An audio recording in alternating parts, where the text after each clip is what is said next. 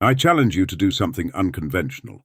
The next time you face a trial, instead of asking God to remove it, thank Him for it. This radical approach is inspired by Charles Spurgeon's teachings on the purpose of trials in a believer's life. In the next few minutes, we'll explore why Spurgeon believed that our trials are actually blessings in disguise. You'll learn how to shift your perspective from victim to victor, and how to use your challenges as stepping stones to spiritual growth. Are you brave enough to accept this challenge and see where it leads you? Make sure to like and subscribe if you like our content so you don't miss our next video.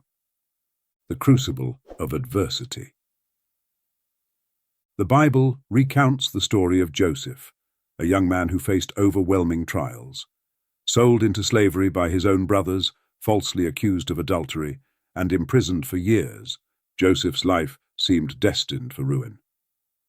Yet, through these trials, Joseph's character was refined, and he ultimately rose to become the second most powerful man in Egypt, saving countless lives during a severe famine. Charles Spurgeon, the renowned 19th-century preacher, saw trials like Joseph's as essential to spiritual growth. He believed that God purposefully allows difficulties in our lives not to punish us, but to shape us into something greater. This perspective stands in stark contrast to common reactions to suffering, where many question God's goodness or feel abandoned in their pain. While most of us instinctively seek to avoid trials, Spurgeon embraced them as opportunities for spiritual transformation. He famously stated, "Whenever God means to make a man great, He always breaks him in pieces first." This profound insight suggests that the path to greatness is paved with adversity, a concept that challenges our natural inclinations. Spurgeon's teachings invite us to view our trials through a different lens. Rather than seeing them as punishments or random misfortunes, we can begin to recognize them as opportunities for growth. This shift in perspective doesn't diminish the pain or difficulty of our experiences, but it does infuse them with purpose and hope. The transformative power of trials is not limited to biblical figures or historical preachers. Throughout history, we see examples of individuals who faced immense adversity before achieving greatness. Their stories, like Joseph's, demonstrate that trials can serve as catalysts for profound personal and societal transformation. By embracing Spurgeon's unconventional view, we open ourselves to the possibility that our greatest challenges may be preparing us for our greatest achievements. We learn to see beyond the immediate pain to the potential for growth and transformation that lies within each trial. As we continue our exploration of Spurgeon's wisdom, we'll examine how trials function as a revealing agent in our spiritual lives. We'll discover how adversity not only shapes us, but also exposes our true nature, leading us on a journey of profound self-discovery. The mirror of self-discovery.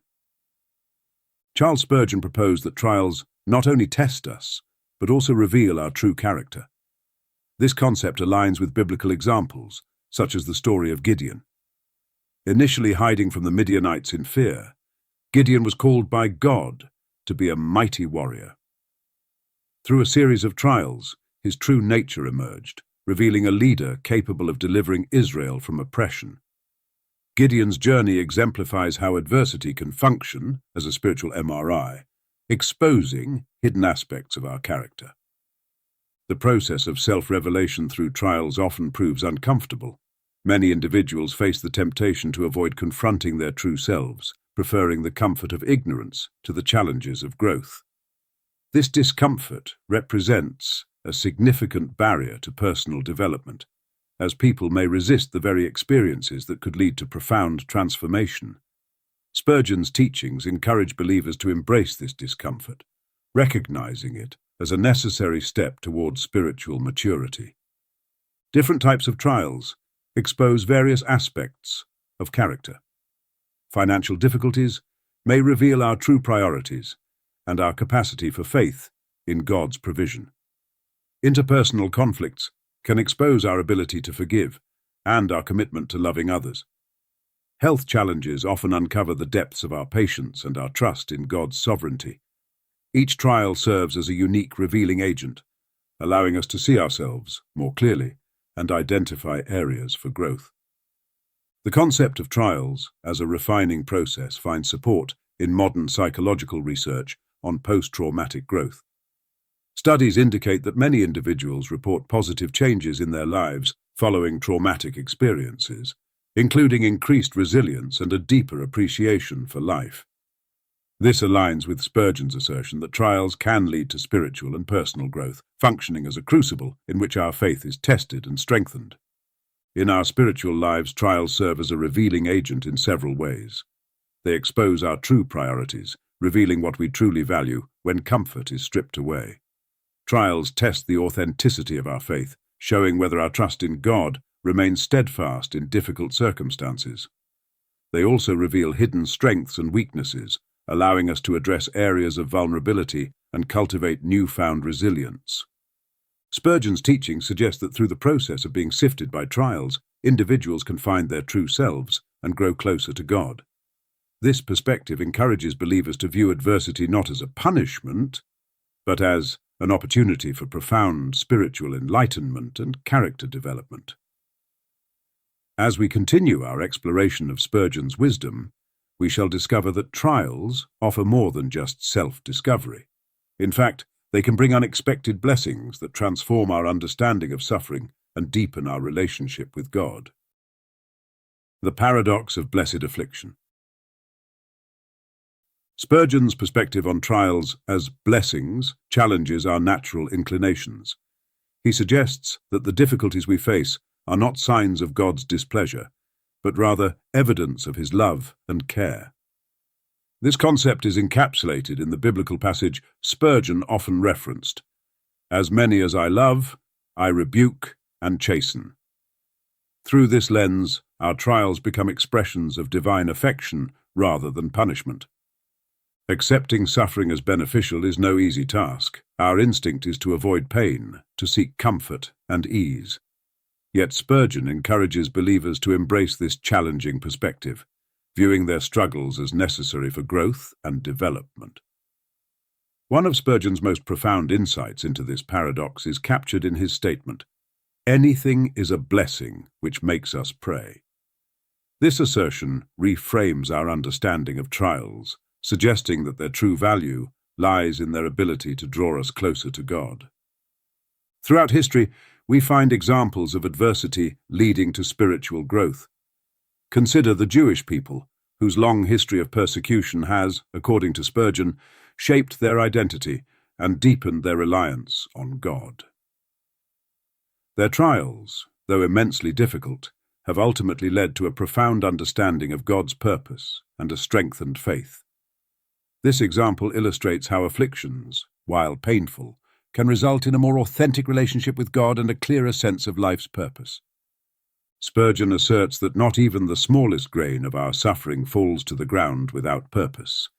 Every trial, every affliction is part of God's carefully orchestrated plan for our spiritual development. These hidden treasures unearthed through our trials often prove more valuable than the comfort we initially sought. They may manifest as a newfound depth in our prayer life, a strengthened reliance on God's promises, or a profound sense of his presence in our darkest moments. As we contemplate the paradox of blessed affliction, we are led to consider how our trials relate to God's love for us. The presence of tribulation in our lives, when viewed through Spurgeon's perspective, reflects the complex nature of divine love and its role in shaping our spiritual journey. The paradox of divine love in tribulation. Spurgeon's interpretation of suffering in relation to God's love offers a profound perspective that challenges conventional understanding. While many believers struggle with the apparent contradiction between divine love and tribulation, Spurgeon posits that trials themselves may be the strongest evidence of God's affection. The biblical narrative of Job serves as a compelling example of this paradox. Job's intense suffering, far from indicating divine abandonment, became a testament to God's ultimate care and sovereignty. Through his trials, Job's faith was refined, and his relationship with God deepened, illustrating how tribulation can be a means of experiencing God's love more fully. Spurgeon's teachings invite us to consider a deeper purpose behind the trials we face. He suggests that God, in his infinite wisdom and love, allows and even orchestrates our tribulations for our spiritual benefit. This perspective aligns with the concept of theodicy, which seeks to reconcile the existence of suffering with the belief in a loving, omnipotent God. While theodicy encompasses complex philosophical and theological arguments, at its core, it proposes that God permits suffering for reasons beyond our immediate understanding, often for our ultimate good. The resolution to this paradox, according to Spurgeon, lies in understanding that God's love is not diminished by our trials, but is often expressed through them. He reconciles divine love with tribulation by framing suffering as a tool in God's hands, designed to shape us into the image of Christ. In this light, our trials become evidence not of God's absence or indifference, but of his active involvement in our spiritual formation. This understanding has profound implications for how believers approach their sufferings. Rather than viewing trials as punishments or signs of divine abandonment, we are encouraged to see them as expressions of God's refining love. Spurgeon's perspective challenges us to trust in God's unwavering affection, even when our circumstances seem to contradict it. As we grapple with this paradox of divine love in tribulation, we are led to consider the role of our trials in purifying our faith and character. The difficulties we face may serve as a refining fire, purging impurities and strengthening our spiritual mettle. This transformative process aligns with the biblical concept of sanctification, wherein believers are progressively conformed to the likeness of Christ through various experiences, including suffering. The refiner's fire. The process of refining precious metals serves as a powerful metaphor for the role of trials in a believer's life. Charles Spurgeon, drawing on this imagery, presents a compelling perspective on how adversity shapes our faith and character. He posits that our trials are not random occurrences, but rather precisely calibrated experiences designed to purify our spiritual lives. Spurgeon's insights challenge us to view our difficulties not as punishments or misfortunes, but as carefully orchestrated experiences aimed at our spiritual growth. The refining process, however, is far from comfortable. The trials we face often involve significant pain and discomfort, tempting us to question God's methods and his love for us. Yet Spurgeon offers a profound insight that reframes our understanding of this process. He states, "The farmer does not sift his wheat because he dislikes it, but just the opposite. He sifts it because it is precious." This analogy suggests that the trials we face are not evidence of God's displeasure, but rather a testament to our value in his eyes. Just as a farmer takes special care with his most valuable crop, God applies particular attention to refining those he cherishes. The biblical figure of Job exemplifies this concept of spiritual refinement through trials. Job's intense suffering led to a deeper understanding of God's sovereignty and a more profound faith. His story illustrates how periods of adversity can reveal and remove imperfections in our spiritual lives, ultimately strengthening our character and deepening our relationship with God. As we contemplate Job's example, we begin to anticipate a greater understanding of the ultimate purpose behind our trials. Spurgeon's teachings suggest that God's goal in allowing us to experience adversity is not merely to test us, but to transform us. Each trial becomes an opportunity for spiritual growth, a chance to develop qualities such as perseverance, compassion, and humility. The concept of trials as a refining fire encapsulates the idea that our difficulties, though painful, serve a higher purpose in shaping our spiritual character. Just as a refiner carefully watches over the precious metal in the furnace, ensuring it is not damaged by the heat, so too does God watch over us in our trials, ensuring that not even the least grain falls to the ground without purpose. As we conclude our exploration of trials as a refining fire, we are led to consider how this process contributes to our spiritual growth. How might the very challenges that threaten to break us actually be the catalysts for our most significant spiritual advancements. The Scripture encourages us to view our trials as opportunities for growth, stating in James 1:2-3, "Consider it pure joy, my brothers and sisters, whenever you face trials of many kinds, because you know that the testing of your faith produces perseverance." The seedbed of spiritual growth. In the crucible of adversity, many have found their faith unexpectedly strengthened. Spurgeon's insights reveal a profound truth about the nature of spiritual growth that may reshape our understanding of trials. He posits that the harshest conditions often produce the strongest faith, challenging believers to view their difficulties as opportunities for profound spiritual development. Spurgeon's teachings on trials as catalysts for growth are encapsulated in his assertion that severe trouble in a true believer has the effect of loosening the roots of his soul earthward and tightening the anchor hold of his heart heavenward. This vivid metaphor illustrates how trials can shift a believer's focus from earthly concerns to spiritual ones, fostering deeper faith and reliance on God. Maintaining faith during prolonged periods of difficulty presents a significant challenge. The temptation to succumb to despair or to question God's goodness can be overwhelming when trials persist with no apparent end in sight.